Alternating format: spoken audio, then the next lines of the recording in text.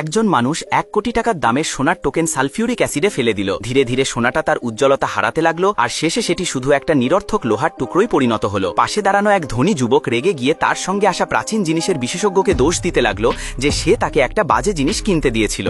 ঠিক তখনই ওই মানুষটি সেই লোহার টুকরোটা 2 লাখ টাকায় ধনী যুবকের কাছ থেকে কিনে নিল। এটা দেখে তার প্রেমিকা অবাক হয়ে গেল। মানুষটি শুধু বলল, এই লোহা একদিন এক বিশাল ধন সম্পদে পরিণত হবে। সেই সময় নিলামে পরের জিনিসের ডাক শুরু হলো। একটা সাধারণ কাঠের বাক্স, যা এতদিন কেউ খুলতে পারেনি। এর শুরুর দাম ছিল 2 কোটি। ধনী যুবকের মনে হলো এটা একটা ভাঙাচোরা ও মূল্যহীন বাক্স। এমনকি বিশেষজ্ঞ বলল, এই জিনিসের কোনো দাম নেই, কেউ এতে বিট করো না। কিন্তু সেই মানুষটি এতে কিছু বিশেষ বিষয় বুঝতে পারল।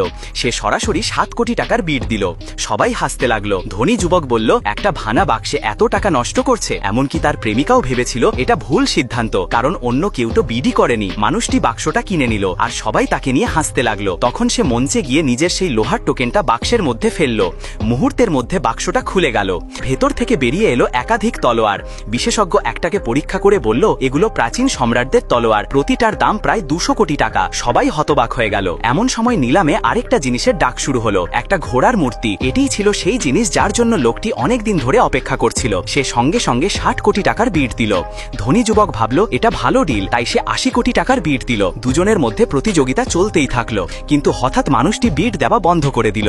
ধনী যুবকের মনে সন্দেহ জাগলো, হয়তো এটা কোনো দামি জিনিস নয়। সে লোকটাকে বিদ্রুপ করে বলল, তোমার সাহস নেই আর দাম বাড়ানোর। তখন সেই মানুষটি উঠে দাঁড়ালো আর চিৎকার করে বলল, 200 বিলিয়ন টাকার বিট। সে সেই ঘোড়ার মূর্তিটা কিনে নিল। ধনী যুবক আবার হাসতে লাগলো।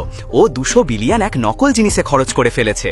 ঠিক তখনই লোকটা সেই তলোয়ারটা তুলে ঘোড়ার মূর্তির পেটের কাছে ঘোরাল। পরের মুহূর্তে ঘোড়ার ভেতর থেকে অসংখ্য সোনার মুক্তো ঝরতে লাগলো।